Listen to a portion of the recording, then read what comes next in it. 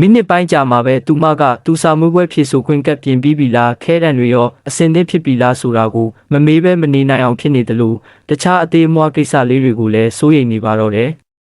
နောက်ဆုံးမှာတော့လမ်းကြောင်တယောက်သူမကိုအိမ်ပြင်ထွက်ဖို့ညင်သာစွာတွန်းထုတ်လိုက်ရပါတော့တယ်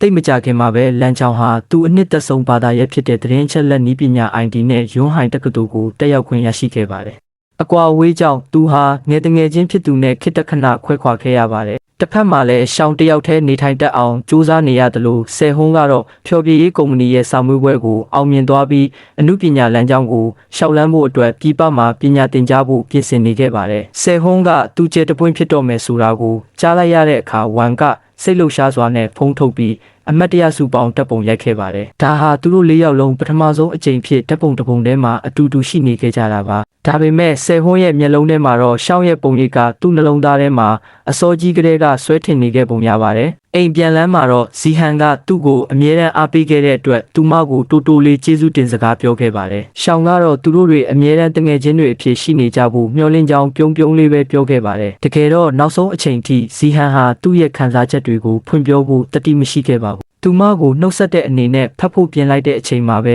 လမ်းကြောင်စီကဖုံးဝင်လာတာကြောင့်အဲ့ဒီခိုက်တန့်လေးဟာမတိုင်ခင်မှာတင်ပြက်ပြဲသွားခဲ့ရပါတယ်ဖြစ်ပျက်လူနီးပါအချိန်လေးမှာပဲတစ်ဖက်မှာတော့ဝမ်ကသူမရဲ့ကိုယ်ပိုင်လမ်းစာကိုရှာဖွေတွေ့ရှိနေခဲ့ပါပြီထက်မြက်တဲ့ဗီဇနဲ့သတင်းတွေနေ့စဉ်ဖြစ်ပျက်နေတဲ့ဇလန်းတွေကိုစိတ်ဝင်စားမှုကြောင့်သူမဟာသတင်းစာပညာကိုသင်ယူဖို့ဆုံးဖြတ်ထားခဲ့ပါတယ်ရှောင်းကတော့သူမဖြတ်တန်းခဲ့ရသမျှတွေအပြီးမှာနှလုံးသားထဲမှာဟာလာဟင်းလင်းဖြစ်နေတော့မှာပဲအိမ်ပြန်လန်းမှာရှောင်းဟာလမ်းကြောင်စီကမက်ဆေ့ချတစ်ခုလက်ခံရရှိခဲ့ပါတယ်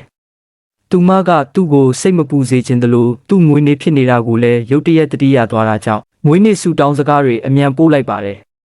အဝေးမှာရှိနေရင်တောင်ခြောင်တယောက်အမြဲတမ်းပျော်ရွှင်နေပါစေလို့သူမဆူတောင်းပေးခဲ့ပါတယ်တကယ်တော့လေလမ်းချောင်းဟာတက္ကသိုလ်မှာပျော်ရွှင်စရာဘဝလေးကိုပိုင်ဆိုင်နေပါတယ်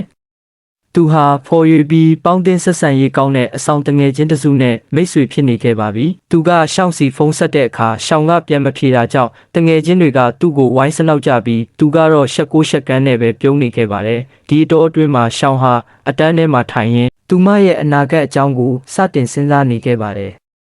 သူမပတ်ဝန်းကျင်ကိုကြည့်လိုက်တဲ့အခါလူတိုင်းမှာကိုစီမန်းချက်တွေရှိနေကြပြီးသူမတယောက်တည်းသာဘာလို့ရမှန်းမသိပဲပိတ်မိနေတယ်လို့ခံစားလိုက်ရပါတယ်စိတ်လီနေရင်းနဲ့ပဲသူမဟာလမ်းချောင်းရဲ့စာတင်ငန်းဟောင်းတွေကိုမတိလိုက်ပဲလက်လျှောက်ဝင်သွားမိပါတယ်သူထိုင်နေကြခုံနေရာလေးကိုရောက်တဲ့အခါမှာတော့သူမအနားမှာရှိနေခဲ့တဲ့နေရက်တွေကိုမလွဲမသွေပြန်လဲတတိယမိပါတော့တယ်ရှောင်းဟာသူ့ရဲ့စူးစိုက်နှမြုပ်မှုနဲ့အသေးစိတ်ကြည့်ဆိုင်မှုတွေအပေါ်မှာကြာရှည်စွာအသားကျနေခဲ့တာဖြစ်နိုင်ပါတယ်။ဒါကြောင့်မို့လို့လဲကျွန်ုပ်အနေနဲ့ဒီဇလန်ရဲ့နောက်ဆက်တွဲပိုင်းတွေကိုထပ်ပြီးဘာသာပြန်ပေးစီလိုပါသလား။သို့မဟုတ်ဇက်ကောင်တွေရဲ့နာမည်တွေကိုအတန်ထွက်ပုံမှန်အောင်ပြင်ဆင်ပေးဖို့လိုအပ်ပါသလား။